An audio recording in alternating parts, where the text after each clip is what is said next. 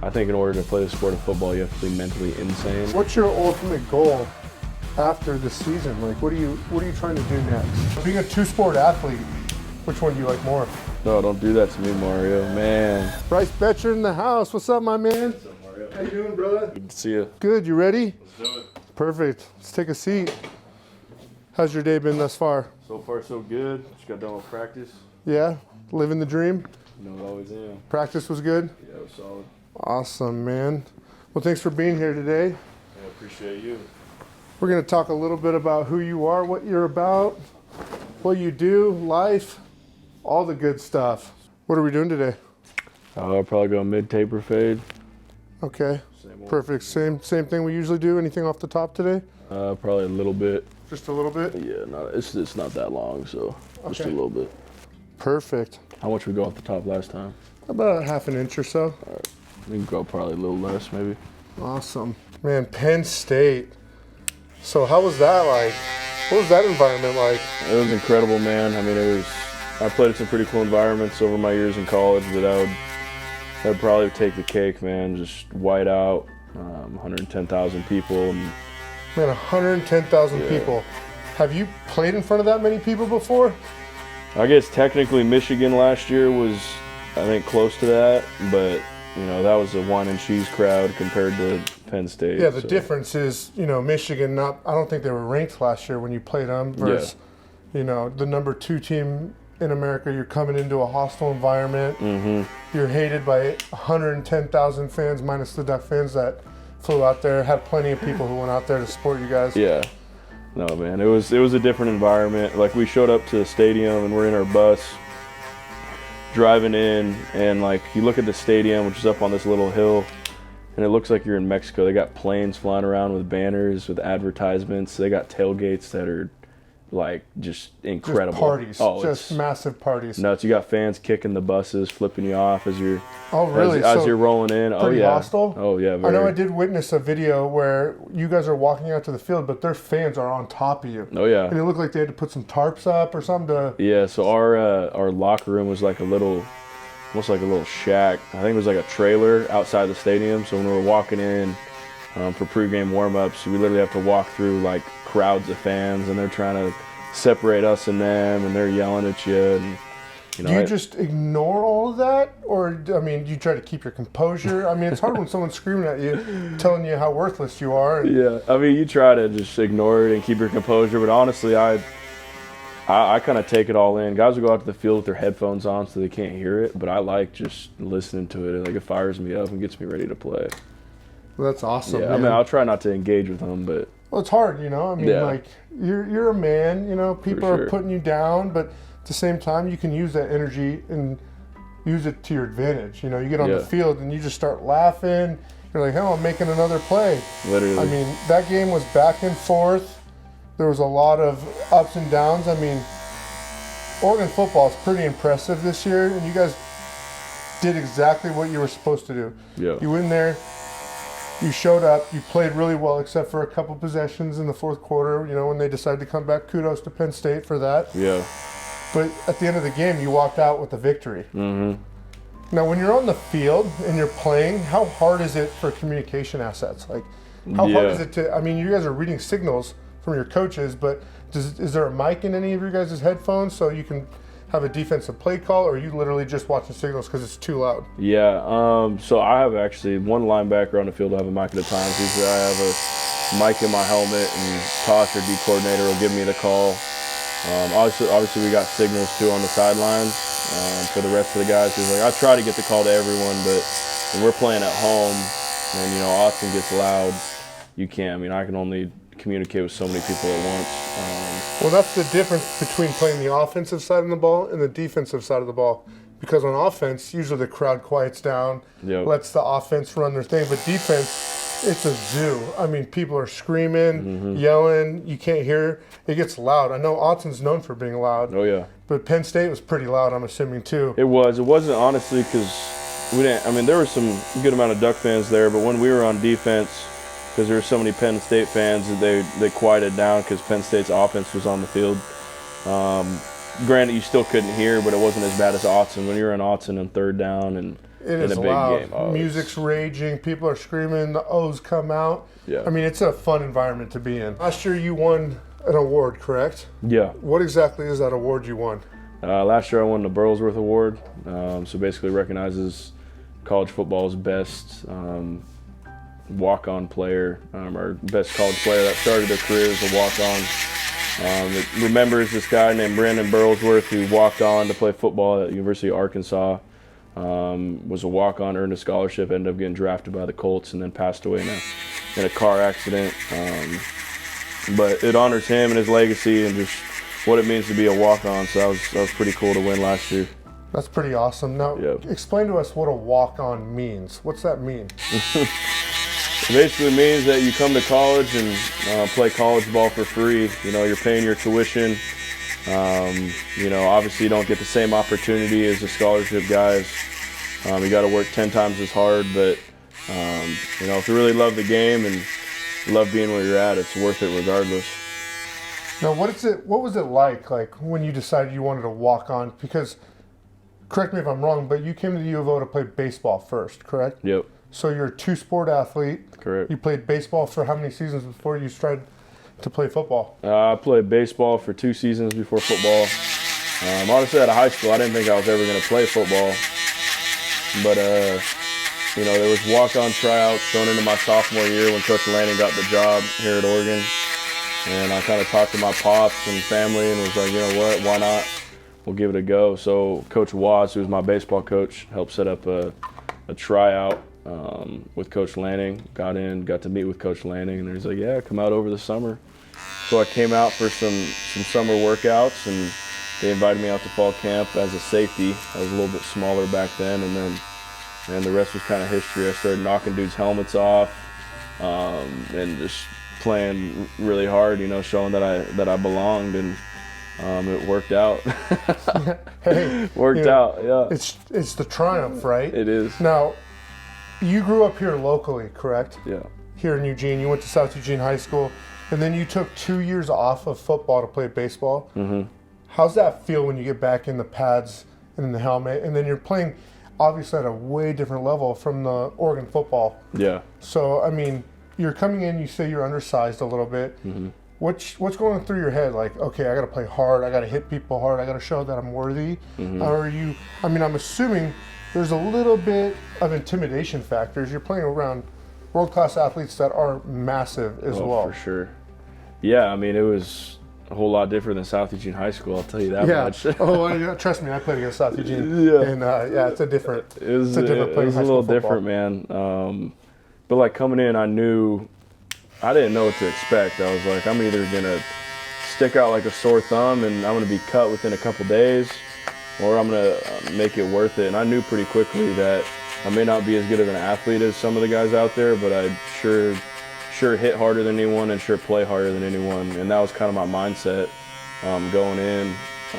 And having not played in 2 years, when you haven't played football in 2 years, you have like this fire and this hunger once you put pads on that's really unmatched. And I let it fuel me, man. I'm let you know, my first year I didn't have a whole lot of friends because I was hitting everyone too much in practice. Got into quite a few fights, but I got my name out there and they put me on special teams. But you put your nose to the grindstone and prove that you belong. Yeah. Which is an aspect that everyone should strive for in life, you know? Absolutely. I mean, if you want something, you're living proof that if you put your mind to it, you show up, you put all efforts you can make it. I mean, in your second year playing football, you won the Burlsworth Award. Yep. That just shows how much you wanted it and how much you love the game, which is awesome. That. Yeah. That is a great feeling, and it's an honor because there's so many kids out there that, you know, they might think they want to play football at the next level, but maybe they're intimidated or they're undersized. Yeah. But you're living proof like, hey, if I can do it, you can do it, which is a great thing for any youth sports athletes that potentially want to play at the next level. Yeah, absolutely. And once you get to college, obviously I didn't play in the pros, but even in high school, I mean, there's going to be some guys that are superior athletes and may have an advantage in that regard, but whoever works the hardest and you know, gives the most effort, you know, that's going to prevail, you know, after a few years. It may not happen immediately. Like there was more days in my walk-on career that looked like I was never going to see the field or a coach didn't recognize my value, then there were good days of me succeeding, and I feel like that's the way it is in life. There's more, days where it looks like you might not accomplish your goal. And then one day, once you just keep stacking those days, it works out. So. Well, I always say that too. You win some and you lose some, but you lose a lot more than you win because that's what keeps you going. Exactly. You keep thriving for more after those losses. You have two choices in life. You can bury your head and just, soak up your wounds, or you can be like, okay, how can I learn from all of this? How can I get better at this? That's awesome. So let's talk a little bit about your baseball career. So out of high school, you go to the U of O. Now, are you a scholarship athlete for the baseball team, or how does that work with baseball? No, originally not. I was a walk-on in baseball too. Oh, you walked on at baseball as well. Okay. Yeah, which was cool. I mean, out of high school, I had one scholarship offer to Utah for baseball, but it was like 25%, and at the end of the day, going out of state paying that would have been the same as going to Oregon. Right. As a walk-on, and I grew up a Duck fan, so it was a no-brainer for me. Then after our first fall, I had a good fall, and Coach Waz actually put me on a scholarship, so I earned a scholarship in baseball and played a little bit my freshman year, and had an okay year, but nothing great. I kind of struggled hitting, and then same going into my sophomore year, and that's when I decided to play football. And I stuck with baseball the entire time just because I loved it. I was going into my senior year for baseball, which was last year. I was kind of contemplating quitting and just sticking with football because I was having some success on the football field. But I was like, you know what, I'll just give it one more season, and I'm glad I did because I ended up going out and winning the Gold Glove in center field, getting drafted by the Houston Astros, and hitting some homers in the process. So see, that's pretty incredible. So you won an award in baseball as well? Yes, sir, I did. What is a Golden Glove? Basically, in the nation, you have 9 position players, and then I think like a utility and maybe a pitcher. So however many that is, 10 or 11 guys, that are considered the best defenders in college baseball. And I was one of 3 outfielders in the nation that, won the Rawlings Gold Glove for best outfielder in the nation. So you won an award for best overall in the entire nation. Yep. Wow, that's impressive. Yeah. We appreciate it. Yeah, I mean, it goes back to your work ethic and how bad do you want it. No, literally, and I mean I would think that one. I mean, obviously the Burlesworth was cool, but I was proud of that one just because baseball for me, I've had to work the hardest at. Football comes naturally; you just have instincts and you play hard. But baseball is a skill sport, man. So the amount of time I put into baseball in order to, achieve something like that and get drafted, that one felt pretty dang good. And then you mentioned you got drafted by the Houston Astros, an MLB team, correct? Yes, sir. What was that process like? I mean, you're considered a professional athlete, but you're still a collegiate athlete too. So you're balancing 2 different sports and 2 different things: pro level and then, collegiate. Which in today's world with NIL and everything, it's a little different. I mean, you're like amateurs, but you're treated a little more on the pro level because now you're getting paid. Yeah, it is, man. It was. Honestly came out of nowhere because, like I said, going into my senior year, I wasn't, I'd played a little bit in baseball, but not a whole lot, so I wasn't really expecting anything. I was just trying to enjoy my last year, and, in the process of just enjoying it, I had a heck of a year, and like I said, got drafted. It is, throughout my years, it's been a challenge to balance both, figuring out, which one I allocate my time to, and, there was a lot of days where I was waking up, going to football practice, bouncing over to baseball practice, back to football meetings. But since I've been drafted, Astros have been really cool with understanding that I want to come back for another season of football just because I'm from here and, I love my Ducks. But, that's something down the road that I'll definitely pursue, but just trying to live in the moment and enjoy this last football season. Now, we mentioned earlier before we started rolling the cameras that we asked, what are some cool things you've done? You mentioned you got to meet Phil Knight, the founder of Nike. What's that like? What is that man like? What is he like, man? I can't say I talked to him for a whole lot. I had, a quick conversation with him a little earlier in the year, and then another conversation after the Oregon State game. But it's incredible how humble he is. Someone who owns a business that's worth more than anyone could ever imagine, has done more for sports and cancer and Oregon than anyone has, and we wouldn't be Oregon without him. But with how gracious and, like I said, humble he is, That's the first thing I noticed, which is obviously special. Well, you guys created like a uniform combo for him for this Civil War game. Now, what's the story behind the uniforms?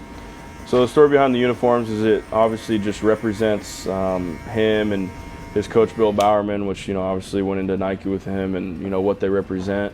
We haven't been able to really give Phil Knight and Penny and Bowerman, their flowers for what they've done for Nike.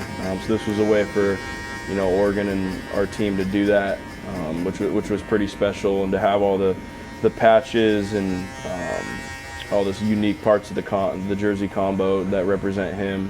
Was pretty incredible, and in the fashion to beat the Beavers by 40 in the process. Oh, what a great feeling! Was probably the best way we could have represented him and what he's done for us.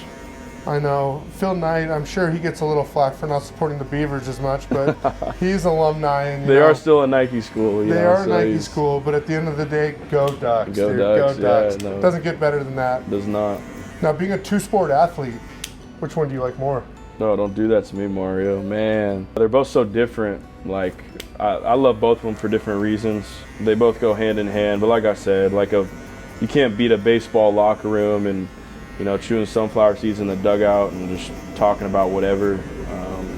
But you also can't beat the feeling of playing in front of 110,000 people in a whiteout game at Penn State and making a big play, or playing in front of a crowd at Autzen. There's nothing better.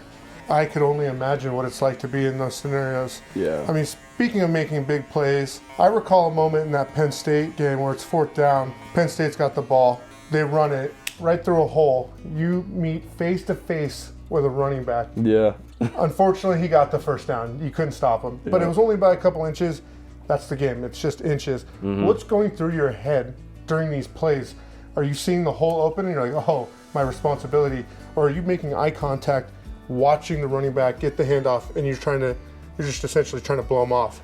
Yeah, man. I mean, during all my thinking pre-snap, obviously I try to recognize the formation. I look at the running back's eyes, kind of see what he's thinking, and then once that ball's snapped, it's just all instinct. I saw a hole open and I just went for it, and obviously he went for it too. And he had a 7-yard head start, and I had a 3 or 4 yard head start, and he, obviously just physics. Had some momentum, and a little momentum than you did. Obviously, getting up and seeing he got the first down, I was obviously pissed. Yeah, I can only imagine. I wasn't happy, but it was a great play. I mean, granted, it was 4th down. Yeah. At the end of the day, you made the play, you made the stop. Now you're leading the team in tackles this season, right? Yep. Oh man, dude, can you get any better, Bryce? No, I can't get better. If I was a little better in that moment, I would have stuffed him for that 4th down and would have gave our offense the ball. But this is life, right? But it's life. You got to move on. Football is very similar in certain aspects. I mean, there's ups and downs, overs and unders, and you have 60 minutes, correct? Yep. 60 minutes, all-out war.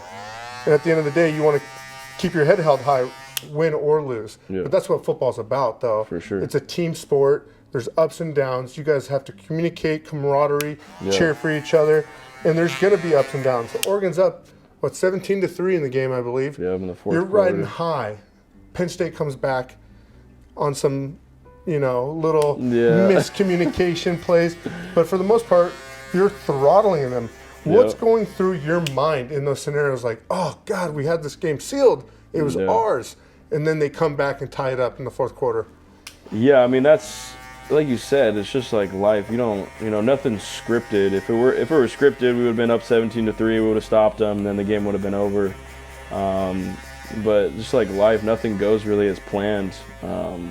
In that moment, you can feel sorry for yourself and be like, man, wow, momentum's with them. We're just going to lose and roll over. But you can't do that. You just got to stay positive, make sure everyone knows the game plan, and just on to the next, on to the next play, on to the next down, and on to the next series. And I think we did that. And, obviously our offense helped us out. They had some good offensive plays, which put us in the end zone. But it's just, next play mentality in everything that you do.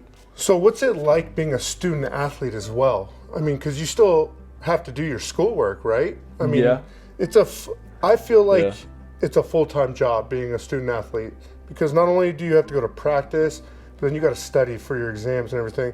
I know you're in your final years of school. Are you in a graduate program right now, or are you still getting another undergraduate degree? Yeah, I got my degree last year, so I'm done with my bachelor's.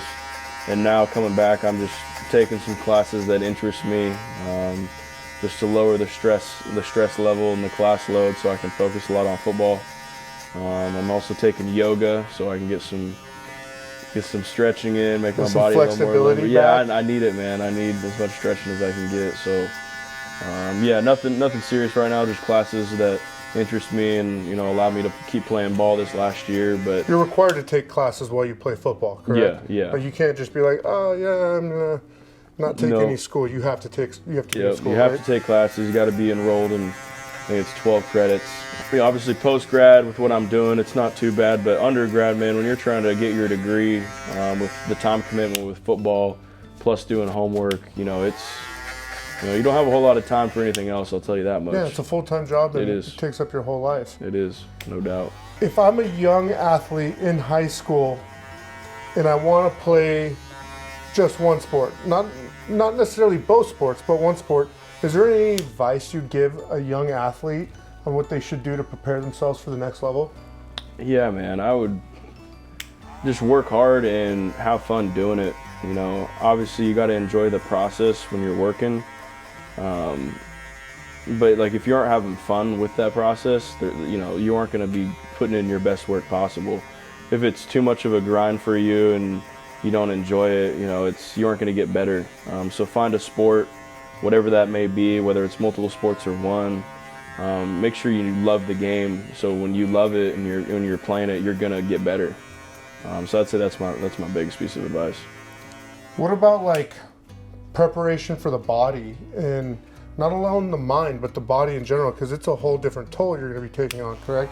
Yeah. Now, do you have nutritionists on staff to help you with this? And I mean, I know football's a tough game. You're going to get dings. Yep. What's the recovery aspect like? Yeah, it's different. I'll tell you this much. When I first started playing, it wasn't the first thing on my mind. I felt like a machine, and I could just hit and not eat great, not really take care of myself, and I felt fine. But as you get older and you keep playing, you realize that that's what separates you. It's what, makes you a pro at the end of the day. So the amount of ice tub, hot tub, massage therapy, red light therapy, getting in the cryo chamber, like it's endless. Stretching, it's definitely what separates good from great, because I feel like in football you have a lot of great players, but it's ultimately who's available. There's so much injury and so much bad things that happen in the game that whoever is able to take care of themselves the most is who kind of prevails. But yeah, back to the nutrition side of it, we have an entire nutrition staff, a couple dietitians at Oregon that help out with any sort of program that you need to put on weight, lose weight, put on muscle mass, lose body fat. So we're definitely pretty lucky. Yeah, I mean, that's the perks of going to the U of O, essentially a modern day blue blood. Mm-hmm. They want football to succeed. Now, with that being said, I mean, what's the number one thing you would think in nutrition and in recovery that's like a must? And what do you think everyone should prioritize? The number one thing, man, I'd say being balanced. And if you're an athlete, definitely protein intake. You're trying to put on muscle mass, and whether you're trying to stay lean, put on weight, or cut weight, I mean, you got to just have a balanced diet and eat protein. Yeah, I remember talking to you this summer before the beginning of fall camp, and you had your own personal goals. Yeah. You said you wanted to get bigger. Mm-hmm. How hard was it to put on mass in that frame but keep your speed? And obviously you don't want to slow down. Yeah, exactly. I don't want to say it wasn't easy. Yeah. I'll give you that much. How much weight did you gain? I gained about 12 pounds. 12 pounds. Yep. And how many months did it take you? It took me about 3.5 months, I'd say, 4 months. Yeah, it was. I mean, it helped that I didn't play baseball, because usually I drop about 10 pounds for baseball. So this time I was really able to lock in and lift with football the entire time and get with our dietitian at the facility. But yeah, I'd say about 4 months, put on around 12 pounds, and I want to say 6.5 of it was muscle, or seven was muscle after my DEXA scan, which is good. You'd like to put on 12 pounds of muscle, but that's not realistic at all. It's hard. It's hard, but with muscle comes a little fat. Exactly. Unfortunately, because the bulking phases are tough. Yep. Absolutely. But yeah, man, it's calorie intake. If you want to put on any sort of mass at all, you can lift and lift and lift, but if you aren't pumping calories into your system, you're not going to get any bigger. So I'd say that was the biggest adjustment for me, is just how much I ate. You know, I've always been pretty strong in the weight room and, you know, work out like a maniac, but, you know, that's what it comes down to is just calorie intake. So that's what I focused on. Do you think that weight gain has helped you this season so far? For sure. In what aspects? Is it like, I mean, did you get faster? You obviously got stronger, so shedding blocks might have been easier. Or yeah, that was the main thing is shedding blocks from O linemen. Yeah. I always play really fast, which is obviously my strong suit, but you know, you got some dudes in the Big Ten that are 330, 340 on the old line, and you know, there's a couple times last year they got my hands on me. It was game over. So the extra weights definitely helped me. With what's that like going face to face with an blocks. offensive lineman who's 6'5", 300 plus pounds or bigger? I mean, what's that like what's going through your mind when you see this monster of a human coming to put their hands on you? Yeah, one of two things. I mean, if it's the right situation and I'm able to, you know, kind of evade them to make the play, I'm obviously going to do that, because a lot of times if they get their hands on you and you aren't quick enough to strike them, they'll hold you and, you know, you aren't going to be able to get off the block. You're done for. Exactly. But I mean, for the most part, you know, you have to, because the game's played in such a short window, you have to just strike them with your hands or maybe hit them with the forehead of your helmet to shock them for a second and then get off the block as fast as possible. So it's definitely an art and it's taken some time, but you know, there's some big boys out there. Have you ever gone against somebody who was like, God, I just can't stand this Boettcher kid. Him just struggling against him. Or have you seen the frustration in certain people going against him? Like, regardless if it's a tight end or a lineman. Yeah. Like, can you ever feel it from them? Like, I mean, I'd like to think every running back that gets hit by me is that's what they're thinking. They're like, oh no, you know, dude, maybe I make that up in my own head. Yeah, hey, that's okay though, you know, because it's gonna make you perform better. Like, oh, this guy, I live in his nightmares. He sees me.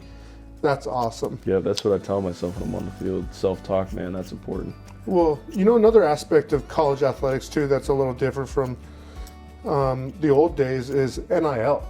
So explain to people who don't totally understand what NIL is. It's name, image, and likeness. What does that entail for athletes? Yeah, so basically you're able to really just make money as an athlete now in college. You're able to use your brand and, you know, your name to sign, whether it be brand deals, any other company that, you know, represents something outside of football. You know, show up in a commercial or two, or, you know, even come in and get a haircut from Mario. You know, it's kind of... Hey, just saying, best one out there, boys. Yeah, all of it's pretty special. It's a cool era to be in. Obviously, NCAA's had to like clean it up a little bit here and there because there's a lot of gray area and some athletes making money that, you know, may not be as well documented. But I think it's a pretty cool opportunity for all athletes out there because, like you said, I mean, being a student athlete is a full-time job. Granted, we get a lot of perks and we're very blessed to, you know, get free gear, you know, facilities, tutors, food. But, you know, you're definitely sacrificing your body and your mind out there on the football field. Now, there's opportunity to grow your NIL, correct? I'm assuming every year it's a little different. I mean, we're not going to talk about how much you make. There's no need for that, you know? No, I appreciate Bryce that. is a billionaire, just to let everyone know. He makes billions of dollars. Yeah. It's pretty impressive. I mean, I'm just blessed to get this opportunity to cut this guy's hair. Shut up. Yeah. No, but you're essentially your own brand. You're your own business. Yeah. Now, does the U of O, do you have anybody there that helps you create like an LLC for yourself or retirement planning, any kind of, because I mean, you give kids a lot of money these days. I was young once. I mean, I like to think I'm still young, but I'm a little older now. I would blow through my money so fast, just buying all sorts of different stuff. Do you have people that come in and help you with financial planning or what you should do with your money? Because, you know, I mean, when you got a 20-year-old kid and you give them a lot of money, are they going to make the best decisions with it?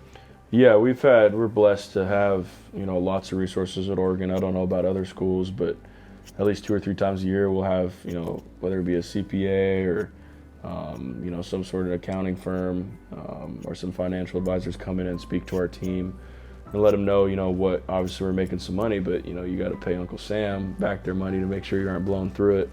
And, you know, we've been blessed with, you know, resources to where you know, the CPA I use and, you know, a couple of financial advisors all come through the university, you know, and their resources. So it's pretty cool that, you know, they recognize that young kids, you know, like myself and my teammates, may not be, incredibly educated on topics like that, but are making money to where you need to be. Yeah, how was it paying your first round of taxes? I know you never paid taxes before NIL came out, so. Yeah, man, it wasn't fun. Can tell you that much. No, right. Yeah. Being an adult, it kind of sucks when Uncle Sam comes calling Yeah. for the money. You work hard But for it makes you question too, like when you go to school, why do we not have like a financial literacy class or something like that? Because you got kids that are, like you said, making money and, welcome to the real world when you're 18 and 19, 20 years old, but have never learned any of this stuff. So I think we got to put that in our school system. I think it's a must as well. Oh, you have to. Remember that first year paying taxes, especially as a business owner? I'm like, Yeah. why? I worked so hard for this, and you want to take everything. Yeah. But there are loopholes that benefit you long term by doing taxes. I mean, my CPA has been incredible for me. Yeah. Without her, I'd be a lost cause. I mean, I had to survive COVID that first year, and her decision making through me helped a ton. So I mean, there's so many aspects with the financial world, especially with you guys. I mean, Yeah. I know some of you guys are driving some pretty nice cars and, doing some really fun things with your money, which is great. Be young, enjoy it, but that money doesn't last forever. No, it doesn't. Do you have any advice for people that are younger? Maybe you have a freshman on the football team who's Yeah. not hearing this and all of a sudden makes a ton of money. Is there any advice that you would give those kids? I mean, you said it, man. This money doesn't last forever. It may be a lot of money now, but once you, pay Uncle Sam his bit, and whether you have a family, taxes, bills to pay, it goes quick. So don't be frugal, but understand the value of a dollar. Just because something's cool now doesn't mean it's going to be cool in 5 years. So that's my Absolutely. biggest piece of advice. Would you say, with NIL being modern now and running rampant through college athletics, does it sway people's decisions on going pro versus coming back? Yeah, Because certainly. being a pro, I mean, you got drafted by the Astros, but I don't know what they're going to pay you. Yeah. Is it equivalent to what you're making in college, or is there potential for more in the pros? Do you think that manipulates people's decision making on whether or not to come back or leave? Yeah, absolutely. I mean, it kind of depends on your situation in the pros or back in college. I mean, if you're a first or second rounder, whether that's the MLB draft or the NFL draft, you'll probably definitely make more money in the pros. But in those later rounds and day 2 and day 3, like sometimes you have a better shot at making more coming back to college, given what kind of player you are. So that's a really cool opportunity, and I think it's certainly helped universities get better at their sport because they have older guys returning to their teams to help them win. Obviously I gotta spend some money to make that happen, but I think it's a good opportunity. Now, what's your ultimate goal after this season? Like, what are you trying to do next? Man, don't ask me that. I'm just enjoying my time here at Oregon. Obviously, I want to play pro ball, whether that's in the NFL or the MLB or both, which I think would be really cool. I'll make that decision once it comes, but I'm just trying to enjoy my time here at Oregon for the time being, and if the NFL comes knocking, maybe give that a roll or go play some pro ball for the Astros. Well, you're gonna try though. You want to go to the NFL, correct? Yeah. So you're gonna do everything you get to that level. How's that work between two major league organizations? Like, you get drafted, you've already been drafted in the MLB. Yeah. But how's that change if you get drafted in the NFL? Because I know there's a couple dual sport athletes that have similar storylines towards you that are NFL athletes, but they've been drafted in pro league baseball in the MLB, correct? No doubt. I'd have to look more into it, but I'm hoping that the Houston Texans just draft me in football so then I can ride my bike, to and from the baseball Yeah, to so the you go football back and stadium. forth. Yeah, let's go Texans. You hear that? Bryce Boettcher wants you. But yeah, I'm not entirely sure how it works. I know the Houston Astros for baseball are holding my rights for 5 years. So if I ever want to go play ball, I'll play for them. I think it just depends on what contract's written up and on the NFL side of things. If I get an opportunity there and what that says, but you'll be the first to know, Mario. I'll let you know. Oh, I appreciate it. I can't wait. Yeah. I can't wait. So what people really want to know, though, Bryce, is who are you? What are you about? What do you enjoy? Yeah. What's your story? More than just athletes, No just doubt. being athletic and playing two sports. What's your story? Yeah, man. I mean, I grew up in South Eugene, which is 10 minutes right down the road. you know, I love the outdoors. Grew up hunting, fishing, snowboarding, you know, you name it, anything outside. Being an Oregonian, I did it. Obviously, I played football, baseball, and basketball growing up my entire life. So I love athletics, kind of shaped who I am. But, you know, other than that, like, I'm a outdoorsman. I love it all. You know, I feel like it's, you know, kind of where I feel closest to God and closest to my families when I'm spending time outdoors with them. But yeah, I'd say that's Bryce Boettcher in a nutshell right there. Just the outdoorsman and an athlete. Yep. So here's a good question for you. You love football. Yeah. And it sounds like you love the outdoors. Football and hunting season No. are at the same time. Terrible, I know it. So obviously you're in season, you have a hard time hunting. Are you able to go out and escape? Yeah, this past year, once we were done with our season, duck hunting season's in January, so I got to get the back into duck hunting season. And Ooh, a duck killing a duck? yeah, it doesn't make a whole Yeah. lot of sense. Ugh. It tough me a while to get over that, but It's tough. Do you eat the ducks? oh, absolutely. You Okay, know, at least you're eating them. my family's got a hard rule: if you kill anything, you got to eat it. My grandparents own some property down in Roseburg, so I'll be able to get out on like a Sunday or a bye week to go down there to try to kill a deer. I've killed a few deer with my dad down there the past couple of years. But you know, like you said, it's hard. That was one thing I thought about, and even my dad told me, he's like, hey man, if you choose to play football, your hunting career is about over for the next 10 to 15 years. I mean, there's an opportunity to escape, you know, like you said, Yeah. bye weeks. Bye weeks, You know, yeah. you're like, okay, cool, I got a bye week. Well, maybe I can go hunt for a little bit. Yep. But baseball off season is hunting season, so it gives you some more free time in that regard. But Well, I feel like baseball is it's like a year-round sport. yeah, I mean, it's nonstop. You know, football typically is only fall. mm-hmm. It's a fall sport.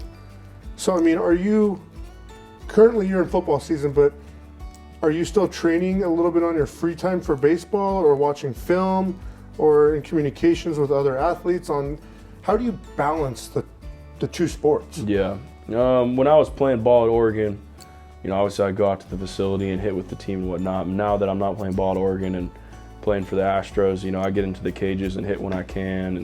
And I think the biggest thing for me is just keeping mobile, like stretching. You know, baseball's a sport where you have to be very rotational and, you know, almost like elastic, like a rubber band when you hit. And, you know, lifting for football, you do back squat, bench press, you know, all the meathead lifts that, you know, may tighten you up and make you less mobile. So I'd say that's what I do, is hitting in the cages and stretching to, you know, be ready for my baseball career when that comes. So you said the Astros own your rights for 5 years. Mm-hmm. What happens after 5 years? Then I technically become a free agent. If I ever want to go play ball, I can play for whoever. But for the next 5 after this year, so going on 4, then the Astros got my rights. Are you going to try to do both at the highest level if it's possible? Yeah, I would love to. I think that would be a pretty cool opportunity. I feel like I probably have to establish myself in one, whether that's baseball or football first, and then kind of go over and establish myself in the other one. So, you know, which one comes first, we'll see, but I'm excited for the opportunity to do both. What happens when sports are done? What do you want to do? It's a great question, Mario. I used to want to be a pilot when I was in high school. I always wanted to go into the military and, you know, be like Top Gun, do something like that. You might be too big to be a pilot. Yeah, no kidding. So that's always kind of, you know, sparked my interest. For military, that is. You Yeah. can fly private and commercial all you want. Yeah. Thought about being a firefighter, like my uncle. Okay. He comes in here, so that would be, Oh, your uncle's he was a firefighter. yep, he was in the fire department. And I've also thought about, you know, owning my own business, you know, something like you do. I don't know if I'd be a barber, but, you know, something that interests me, something in the business realm. Hey, would well, be you got the sweet. tax brackets and everything all figured out right Yeah. now. Trust me, that's one of the hardest parts of running a business is the financial side of it. Yeah. Financially planning, you know, there's ups and downs, and that's what's awesome about your opportunity now is you're getting a small taste of what it's like to be a business owner. No doubt. And it's at a different level because you're only responsible for yourself Yeah. instead of a whole entire shop or people, employees, you know, making sure families are fed. And that's another aspect. I mean, if you were to open a business, what kind of business do you think you'd get into? It's a great question. Thought about opening up probably something in sports. Okay. Thought about opening up like batting cages here in town called Boettcher's Batting Cages. Boettcher's Batting Cages. Yeah. It's copyright. Yeah. Everyone, it's already been taken. Maybe a bar called Boettcher's Bar and Grill. Who knows, man? Also, I got a storage unit over on the other side of town, and I was thinking about it, and I'm like, you know what? Each one of these storage units, they're charging $120 to keep one of these. There's probably 1,000 in this lot, and maybe like an acre, maybe 2 of property. I mean, that would be just a cash cow. So I thought about. You're thinking about it. That's all that matters. Yeah. So you get all that NIL money, put it aside. There's your little pot to do that. Nope. I also thought of storage units at one time. I just didn't want to go through the process of collecting the funds to create it. Yeah. It is a lot of work. I mean, you have to have capital for sure. a thing like that. But if anyone can do it, dual sport athlete Bryce Boettcher. Well, I appreciate it. Maybe we can pot our money together. Oh, you know, hey. We can go in 50-50. Now we're talking. Now we're talking. So how's it like for a football player? We talked about nutrition and we talked about recovery. Yep. But it's a long football season. Mm-hmm. How are you staying mentally sane and doing it all? Like, what's it take?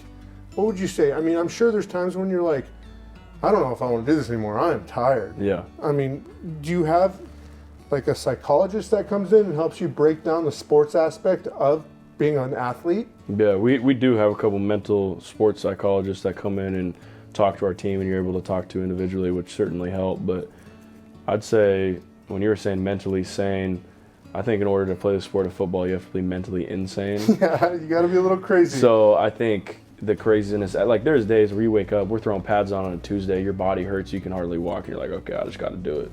And you have to be locked in while you're doing it. So that mentally insane part definitely comes in. But I'd say more than that, when you get your opportunities to have free time, after a game on a Sunday or, your short little time before meetings, like you got to do something that, takes your mind away from football and that you find interest in, whether that be, talking to old friends and family, doing one of your hobbies, getting out, going hunting. You just got to enjoy those little times away from football, which, then when you're at the facility, it makes it fun. What do you like to do in your free time, though, in those scenarios? Like, what's one thing that Bryce Boettcher does that brings back a little bit of happiness in those moments of insanity? I'd say go hitting baseballs, man. Yeah, baseball just soothes the soul? Yeah, I mean, it's a game that's different than football, and when you go play that for a little bit, it's keeps stuff fresh, keeps the game fresh, and it's one of my hobbies. I love doing it. So. Well, you're a big avid fisherman too, I believe. Yes, I do like going fishing. Fishing's a little easier than hunting. We got plenty of rivers and parks to go. Yeah. String up. Yeah, fishing is good. I do enjoy fishing. It's a little more peaceful. You kind of sit there and hang out, but it's definitely therapeutic. Also is frustrating at times when you're sitting there for hours. Well, that's why it's called fishing and not catching, right? You patience. are right. It builds patience, which is right. a big aspect of being human. I mean, wait till you have kids. Yeah. You're going to have to learn patience real fast. Yep. Because those kids don't understand, you know. I coach 8th grade football, and patience is like way up here with these kids, especially when it comes to coaching them plays and having them remember certain aspects. Yeah, I can imagine. Like, let me repeat myself. It looks like you coached them pretty good. You got a little trophy up there. Yeah, I got a little state championship here, you know, but it's a collective of coaches, and our kids are very talented. But, you know, I learned football just like you did, playing in the youth programs around the state, and just loving football. Like, I'm a big football fan, big Bryce Boettcher fan. Oh, I appreciate that. So going back to that same question, NFL or MLB? Have you changed your mind yet in this short period of time? No, we're gonna say both. Both. We're gonna say just both. Stay. Yeah. What was your favorite team growing up? For football, it was probably the Seahawks, just because they were closest team around. When we were doing Pop Warner Pee Wee, we were the Ravens, so I always liked the Ravens growing up. Yeah, because of purple, South Eugene. Baseball was probably the Mariners, just because they were close. Been to a couple of Mariners games. I always was a big Derek Jeter fan, so I was a little bit of a Yankees fan when I was younger. So would you say he's your inspiration? I would say so. Derek Jeter? Yeah, I had a big poster of Derek Jeter in my room growing up. So. Have you ever been able to meet him? I haven't. That'd be really cool, though. All right, Derek Jeter, Bryce Boettcher, he's going to call you up. I'd love to meet Derek. You guys got to connect soon. How's that length look to you? I like it. Yeah, that's perfect. Get a little detail work and we'll get you cleaned up and out of here. Yeah. So do you have any personal goals for the rest of the season other than winning? Do you want to? Do you want another? I know you have one interception or two. I have one right now. You have one. You want more? I mean, I know it's just by chance. Like you're in the right place at the right time. Yeah, man. I got goals written on my mirror at home. And the first one up there is obviously team goal of, winning a national championship. 100 plus tackles. You're halfway there almost. Yeah, no, I'm. You're getting close to halfway. Just got to keep doing my thing, and getting 100 plus tackles would be pretty sweet. Another interception would be pretty cool, and I'd also like to force a fumble this season. So. Force a fumble, maybe a defensive touchdown would be kind of neat. Yeah. Yep. All right, let's clean you up real quick, and we'll get you out of here. So what about you? What's your favorite sport? Football. Football? I love football. Okay. I mean, there's so much that goes into the sport that I've taken on in my life as an adult, and I remember my high school football coaches, how much of an impact they had on me. Yeah. And taking all those things, I mean, you got to show up. Yeah. You got to train hard, and you got to put the work in for the successes on the field. Those same aspects are what creates business. Absolutely. And success in life. Yep. It doesn't happen overnight. Yeah, I could win the lottery, but if I didn't work for it, I'm probably not going to be, I don't know what to do with it, Yeah, absolutely. And it's the same thing with business. Like, all right, I did this, now what? You got to keep going. You got to keep showing up, showing out, making sure everything works. And that's what football is. It's just like that. Yeah. If you don't show up to practice all week and you play Saturday, your performance probably is going to be hindered a little bit. Yeah. Because one, you don't know what you're reading, there's game film involved in all of that. That's well said, man. You might be a motivational speaker, Mario. Oh, I don't know about motivation. The only thing I can do is be the best version of myself and inspire others who maybe lack that. Yeah. I'm not a rah, rally up the troops kind of guy. I'm more like a lead by example.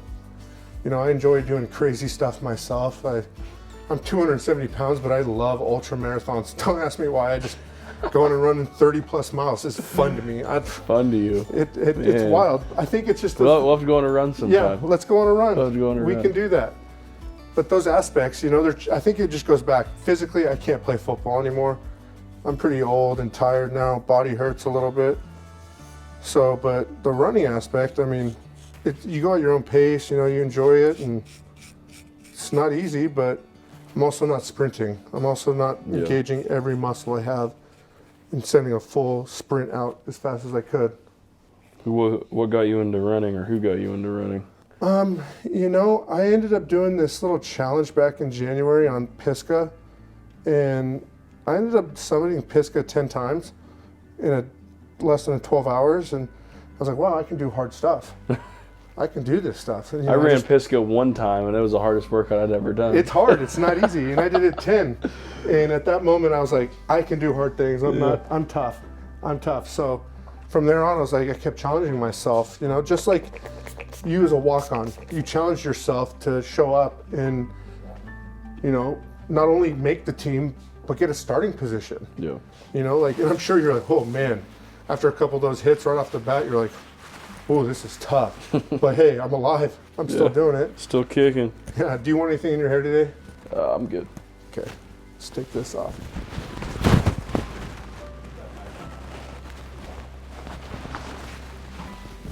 Yeah, I'm glad you came in and allowed us to kind of interview you and talk about who Bryce Boettcher is, what he's about, his life, and all the curiosities of it. It's a pleasure, Bryce. Yeah, amen.